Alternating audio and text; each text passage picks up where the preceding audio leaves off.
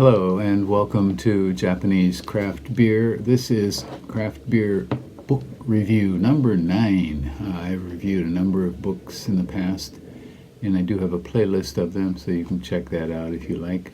This will be the 9th book I have reviewed. It's called The Comic Book Story of Beer, and it was published in 2015. The authors are Jonathan Hennessey and Mike Smith, and the art is by Aaron McConnell. And what's special about this book is that it's an illustrated history of beer. It contains 8 chapters, an introduction, and then the first chapter is called Beer in the Ancient World. The second, the Brewing Process. The third is the Dark Ages and Medieval Beer. And fourth chapter is the Hops Revolution. Beer becomes a commodity. Fifth is Empire and Industry. Beer goes big. 6th chapter is Science and Politics. Transform beer, but for the better. And 7th chapter, Prohibition and Homogenization Blues. Beer goes stale.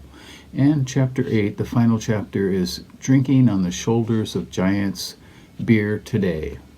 And I want to tell you something very special about this book is from chapter 3, which is the Dark Ages and Medieval Beer, each chapter has a Meet the Beer section, and it's about beers that were either developed or popularized during that period of time. So, for example, in chapter 3, we get Lambic and Trappist Double. Chapter 4, Bock Beer. Chapter 5, Porter and India Pale Ale. Chapter 6, Pilsner. And Chapter 7, American Lager. And Chapter 8, American Pale Ale and Belgian Wit. So you get a lot of information about the styles, and you can learn quite a bit, I think, about each one. And again, it's when they developed the style or popularized the style. The introduction has kind of a silly frame story. A drunk guy wakes up and he's invited to a party. He doesn't know anything about craft beer or what to take, and he goes to a beer store and gets educated, apparently. And I assume we're supposed to imagine that he has learned much of what is in the book. You see the end of the book for the end of the frame story. It's kind of disappointing. I think they don't really need it, but it is a way to begin the book. Okay, so chapter 1, Beer in the Ancient World. Well, they begin with information about China 9,000 years ago with residue scraped from the Yellow River, or jars that were found in the Yellow River, and what people were brewing with even then. Scotland, 3000 BC, so shards of pottery again, residue from that. And they discuss the kind of theory that civilization is due to the accidental discovery of beer. And it's a nice thought. I don't know how it really bears examination, how it will bear up under examination, but in any case. The earliest brewer that is known of was in Egypt in 3500 BC, and of course in early literature, for example, the hymn to Ninkasi in Sumeria in 1800 BC, and then Epic of Gilgamesh in 1700 BC. All of these are discuss beer and the making of beer. Ecclesiastes in the Bible discuss the idea of throwing bread on water, which will, of course, ferment. And some suggest that the Bible may have originally had more references to beer that were later expunged or perhaps replaced by references to wine, which is, of course, Roman culture, and where Christianity kind of developed and grew up.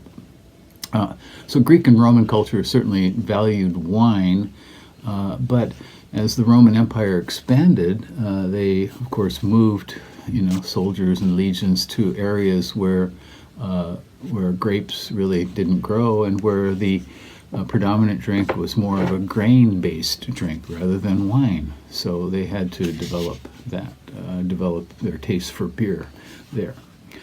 Okay, chapter 2 is a very nice chapter. It's called the Brewing Process, and I'm not sure why they didn't put it at the beginning, but in any case, it has a very simple and concise description of the brewing process, probably easier to understand than any I have read in a book. The pictures really help creating the image of how a beer is produced. And they have a very nice comparison of two mashing techniques, the British or the English infusion technique, which involves very hot water, and the German decoction technique, in which part of the mash is, about a third of the mash is removed and then boiled and then returned to the mash to raise the temperature. So this chapter is I think a very valuable one for most people. Chapter 3, the Dark Ages and Medieval Beer. Well, as the Roman Empire eventually became Christian and started, of course, originally they used wine in the Eucharist, right? And missionaries traveled far to promote Christianity, and as part of that, and this is what happens with many religions, I think, when they go to distant places, they adapt. And in this case, local drinks became part of the rites. And with the fall of the Roman Empire, the commodity of wine was no longer traded widely. There was no trade route, communication route for trading wine. And with the rise of monasticism during the Dark Ages, beer making became a thing for monks. And they developed what was called gruit, a mix of spices, before hops were widely used, a mix of spices to flavor beer and to help preserve it, and also to counteract the sweetness of beer as well, the sweetness of malt. And during this period, near the end of this period, we start getting authorities developing forms of control over the rights to distribute gruit. Paying for the right to brew your beer. Well, something happened. Chapter 4, the hops revolution. Beer becomes a commodity. So around the year 1820 or so, monks found that the addition of hops would help preserve beer. And around 1200 AD, the Hanseatic League, in Northern Europe, helped develop the rise of the mercantile class, the merchant class, and with hops, beer could be shipped and sold in different markets. The printing press, development of the printing press, helped spread beer books with beer recipes in them, and something new, so people could learn more about making beer more easily.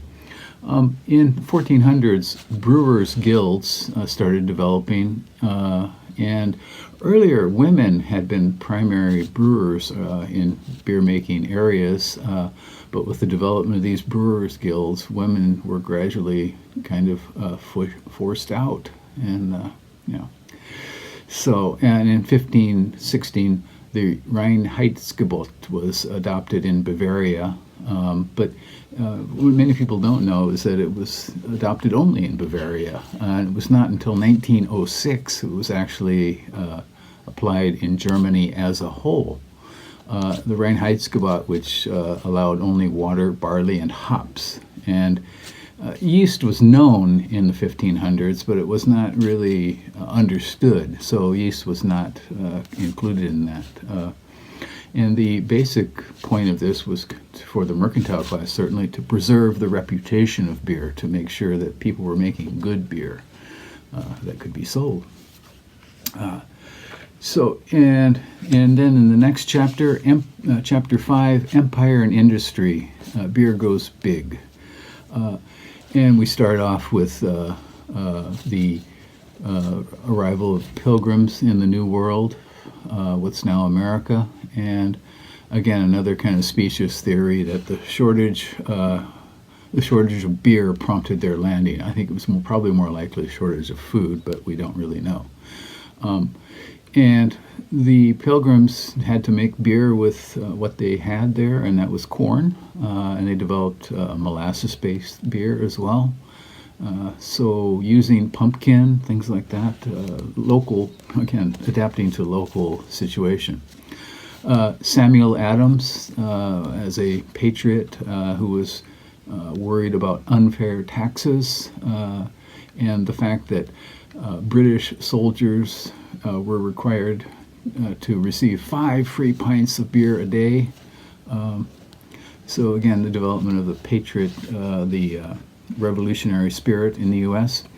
Also, distilling developed during this time and became a kind of competition with beer. 2 beers that were important were Porter and Imperial Stout in Britain. And, of course, Imperial Stout was exported to Russia and sometimes is known as Russian Imperial Stout.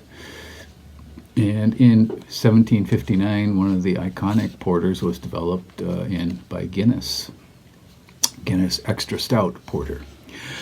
In England also and in India, the development of the East India Company led to IPA, or India Pale Ale, a kind of heavily hopped beer that could survive the long passage from England to India. And in Germany, a couple of brewers, Sedlmayr in Munich and Dreher in Vienna, together visited Burton, which is, of course, the pale ale place in the UK, and they actually stole some of the beer in hollowed-out cans and took it back with them to develop their own beers. Amazing, isn't it?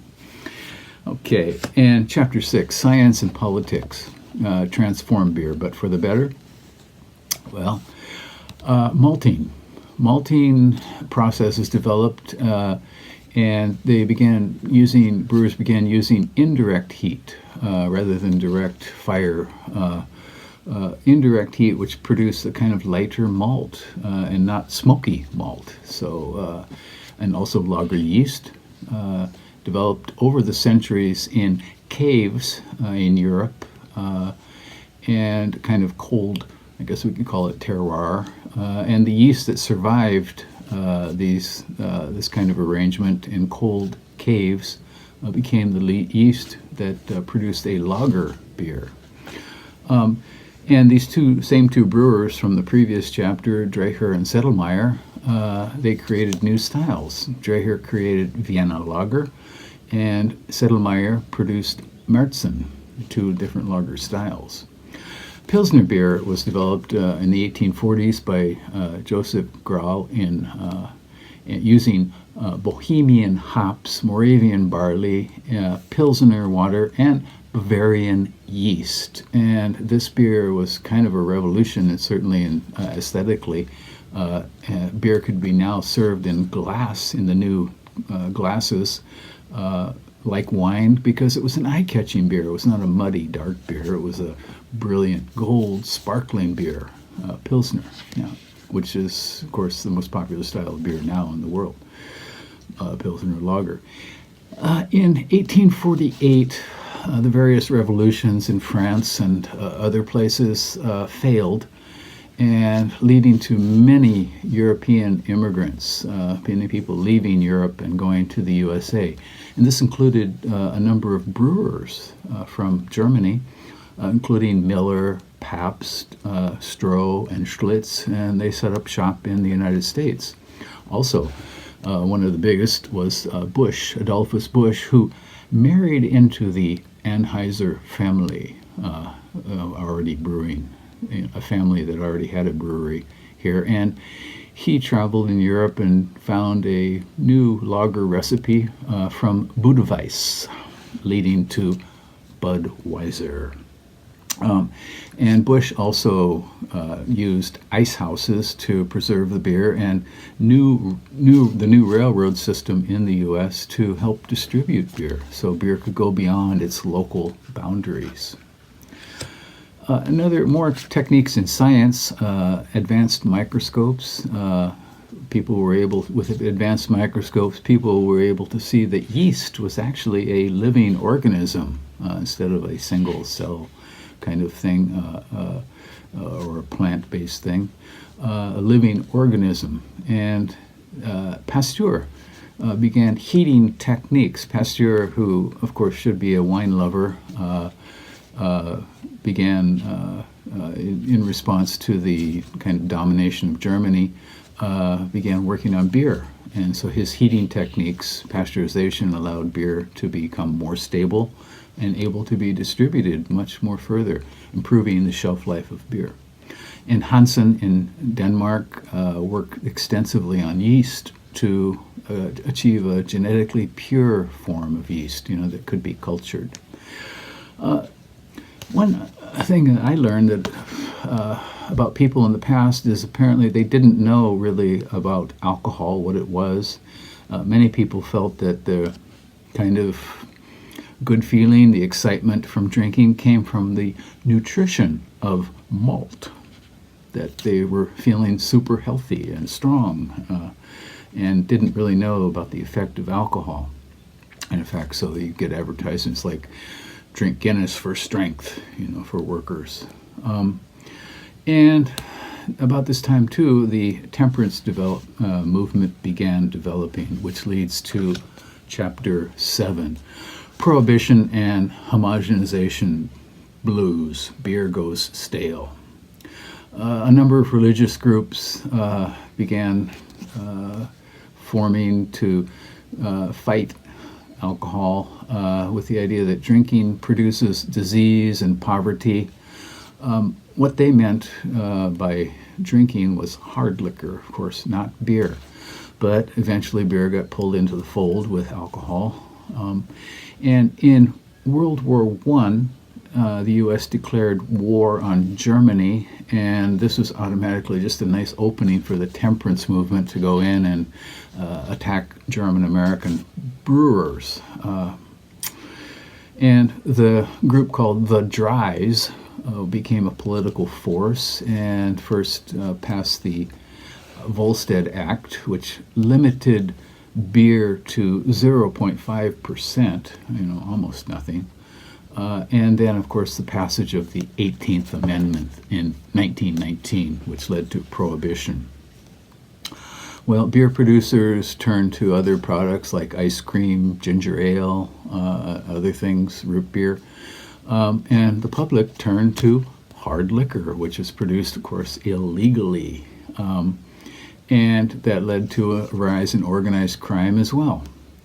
Of course, in the mid-1930s, a group called the Wets increased their power. And during the Depression, Roosevelt and others said that breweries would help provide jobs and help, improve the economy. And so in 1933, the 21st Amendment revoked the 18th Amendment, and drinking was allowed again. And apparently, brewers sent the first beers off their lines to the White House. And big brewers survived, so that's why we still have the names like Budweiser. But most small ones did not. And there were other changes about. In 1935, beer was produced in cans for the first time, and that's cheaper than bottles. And refrigeration prices decreased, so beer could be kept longer in refrigerators or shipped in refrigerated rail cars. In World War II, English and European brewers, many of them were damaged by the war, by bombing, which of course helped U.S. brewers. And the U.S. was out of the Depression by this point, but in World War II really came out, and big breweries started rising at this point. After World War II, with the rise of television and professional sports, breweries had great avenues for promotion. They could produce ads and for example, buying a baseball stadium in St. Louis and promoting your beer that way. So in 1979, finally, we get to an all-time low of 44 breweries in the United States, and that's compared to the latest figure I saw was 9,500 today. Quite a few. Okay, and in Chapter 8 we get to the big change after that. In 1971, four British men founded CAMRA, and they also produced the Good Beer Guide for England, and in 1977, the Great British Beer Festival. And so British beer started rising again, and CAMRA was an organization designed to promote real ale, which is not nitrogen forced, but gravity forced from a keg, and served at close to room temperature. On the west coast of the U.S., there was a lot of things going on. Fritz Maytag of Maytag Appliances, Washers and Dryers, decided to buy Anchor Brewery, which was failing. Now Anchor Steam, or Anchor, now owned by Sapporo. Jack McAuliffe founded one of the first microbreweries, New Albion, 1976, and he lasted until 1983 only, maybe a little bit too early. Before there could be beer could be supported. Ken Grossman in 1981 founded Sierra Nevada and created the iconic Sierra Nevada Pale Ale, and he did this on a British model, kind of a reinvention of a British style, the Pale Ale style. Michael Jackson, 1969, he discovered Trappist ales in Belgium, and in 1977 produced his first World Guide to Beer. And this kind of gave drinkers a framework to describe different beer styles.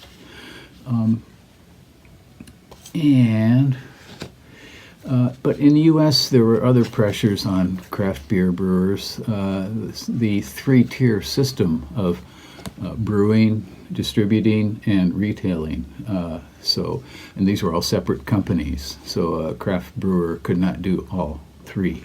Craft brewer could brew and then find a distributor who would sell to the retailer. And home brewing was illegal until 1978. Jimmy Carter was the president who legalized home brewing, and Alan Cranston, a senator from my home state of California, was the one who proposed it as a change in law. And during this time too, some writers, famous beer writers, Fred Eckhart in Portland, Oregon, was writing about different types of styles, British styles, Belgian styles. Charlie Papazian published The Complete Joy of Homebrewing at this point too, and it was kind of a Bible for homebrewers. I had it at one point when I was homebrewing. You probably did too, you probably have read it if you've ever been a homebrewer. Bert Grant, a Scotsman who lived in Washington State, founded the first Brew Pub, which means brewing on premises and selling on premises, which had been illegal before that, in Yakima, Washington, kind of the heart of the hop growing country there.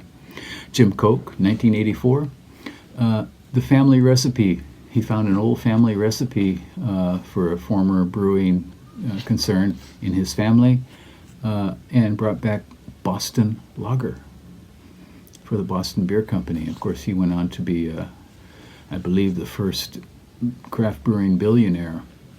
In 1990s, American brewers started bringing back styles that had kind of disappeared or gone extinct in Europe. For example, porter, Vienna lager, Belgian wit, and so these were beers that were kind of reintroduced due to American craft brewers.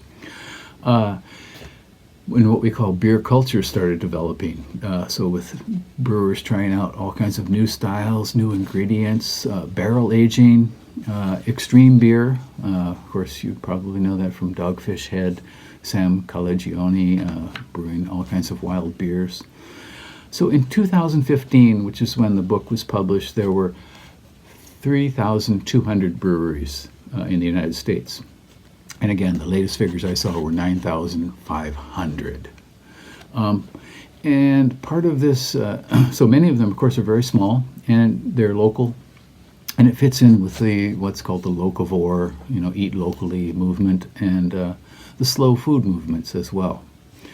So, so craft beer is really, maybe the latest I've been reading is we may be at a saturation point in some areas. Some certain parts of the U.S. have maybe too many brewers. Okay, so in conclusion, this is an illustrated history. It's condensed, very much so. It's short, and most beer books often do contain some sort of history section, and if you're like me, you've seen enough probably, and you generally tend to skim through that, and get past that quickly and get to the rest of the book. I tend to do that with beer books that I buy now. But this one is quite valuable, I think. It's not overly U.S. focused, which some beer books tend to be. And it does have this great chapter in chapter 2, I think, which is a wonderful introduction to brewing. Very simple, very clear.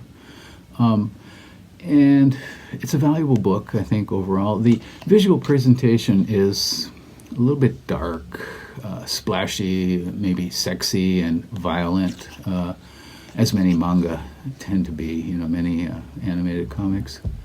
It does get a bit tiring, as if it's shouting or in all caps. And the frame story, I think, could be dispensed with. But overall, it's a valuable book, not advanced level, but everyone will learn something new from it.